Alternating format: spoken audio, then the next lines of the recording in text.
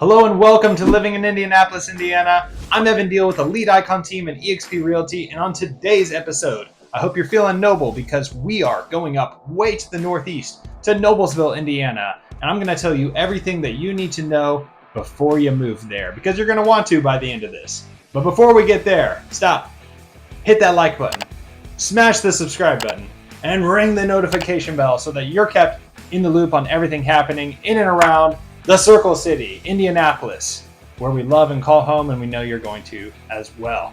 Now let's get to it.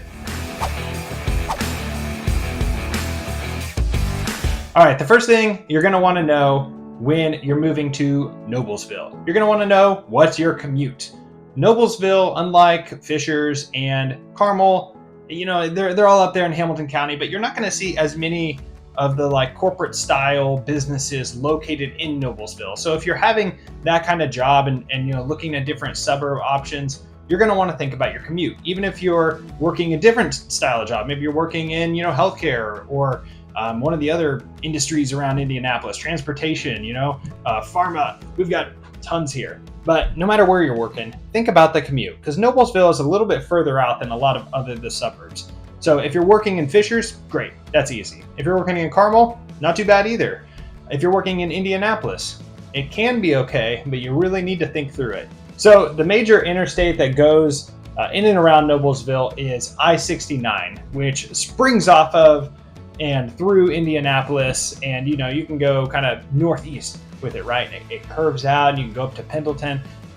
That's going to be your main interstate, your main way back to the city. You also have 37 as well for the highway. You also have 37 for your highway as well. So these are going to be your main roads in Noblesville when you're looking to get around and get in and out of the suburb. So think about it. If you're driving down into the city every day, maybe you're working downtown or you're working somewhere else in the sprawling, economically booming city of Indianapolis. If that's you, you're going to want to really plan your neighborhood, your route, and look, and pop on Google Maps and look at what your route's going to be. Look at your times, could be something like 24, 25 minutes, could be like 35 plus minutes. It depends on where you're going. And so when you're looking at different suburbs of Indianapolis or areas around Indianapolis, look at your work because depending on the time of day, depending on your route, it's greatly going to affect your travel time, especially when you're up in the corner like Noblesville.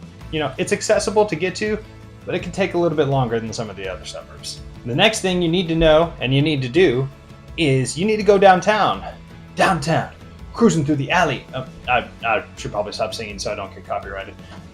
But no, go to Noblesville's downtown. So Noblesville, unlike Carmel, unlike Fishers, unlike Westfield, is the county seat of Hamilton County, which sits on top of Marion County, which is where Indianapolis is. So there is an absolutely stunning courthouse for Hamilton County. It sits in Noblesville, in the historic downtown of Noblesville. And if you've never been there, you really need to check it out because it is.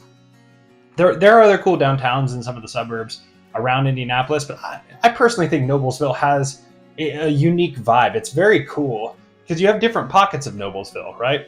You've got things like Hamilton Town Center. You've got commercialized areas where you have, a lot of shops, a lot of restaurants. You can get a lot of chain places, but that's not the case with the downtown of Noblesville, the historic downtown. What you have there is that cool, trendy vibe where you have lots of local shops, local flavor, and you have the big, beautiful courthouse in the middle of it. And it's a very unique vibe, and I highly recommend visiting it. Go get a bite to eat, or go check out some of the shops there. And not only that, really look at the nature surrounding all of Noblesville, but definitely the Noblesville downtown. There's a lot of mature trees there, a lot of just sweeping forestry in the area, and it's very neat. You don't have that everywhere around Indianapolis. So if you're considering Noblesville or you're already committed to it and you're moving to the area, before you make that move, explore the downtown. See how you want to engage in the city. Do you want to live near to that downtown? Do you want to live near some of the more traditional modern shopping areas that are kind of more chain focused or more mall focused? all of those abound in Noblesville. It's one of the more like diverse suburbs in terms of the different pockets of it, compared to some of the other suburbs, which can kind of blend together across different shopping opportunities or cultural opportunities. And Noblesville really has those different pockets, so it's worth exploring, especially the downtown. Next up, if you're moving to Noblesville, and I'm gonna assume you are because it's a really great area, Noblesville has a lot of outdoor opportunities. So check out the White River. The White River goes through Indianapolis. Check out the White River up by Noblesville. If you're into kind of boating, canoeing type activities, check out Forest Park or any of the other parks in and around Noblesville. I love to just gush about all of the Indianapolis parks and the Hamilton County parks. Parks in Noblesville are great. Check them out, see if there's one or more you like, different hiking trails, because that could affect where you want to live, because parks are a place you can go to that are, free or very cheap, and you go there on a regular basis. So check out the different nature opportunities. But something that northern Noblesville has that very few places around Indianapolis has is a big giant reservoir right there. So Morse Reservoir is sort of the northernmost of the three major reservoirs around Indianapolis. You have Geist in the northeast, which is, Fishers, Indianapolis, McCordsville. And then you have Eagle Creek out west, which is kind of, south of Brownsburg, west Indianapolis, a little bit north of Avon. But here you have Morse Reservoir. And so Morse Reservoir is split between Cicero and Noblesville, and the Noblesville Park, there's a lot of really cool housing opportunities. So if you love waterfront living, if you are looking for boating opportunities, if you're looking for places to splash around in the summer, Morse could be your spot. So it's worth checking out. I mean, if you haven't caught on by now in the video, there are tons of opportunities for different experiences in Noblesville. The population's continuing to grow. It's like 70,000 plus now, and it's been one of the faster growing cities in Indiana, this millennium. And it's just a really neat area. So there's a little bit of something for everyone in Noblesville, where it doesn't just have one vibe. There are lots of different vibes within the city, and I think that's really neat because you don't always get that in different towns, different suburbs across the state. All right, what are you gonna plan for next? If you're moving from Indiana up to Noblesville, you're not gonna need to adjust this much. But if you're moving from out of state, or maybe very far south in the state and you're moving up, this is worth listening to very closely. Let's talk about weather. So weather is going to be a major factor for you. In Indiana here, we have all four seasons: spring, summer, autumn, or fall, and winter. And Noblesville gets all of those. So in the winter, it's going to be very cold. You're going to have ice on the road sometimes, or snow on the ground. And that can be fun. You can play in the snow, or that could lead to treacherous driving conditions where, you're going to get stuck on I-69 for a while because somebody didn't know how to drive, and now they got to clean it up. These are things you need to think about. In the summer, it gets hot. We have a true summer here in Indiana, and something that's really the case, especially the case, there's a lot of humidity. Some states have lots of heat, but it's a dry heat. That's not the case in Indiana.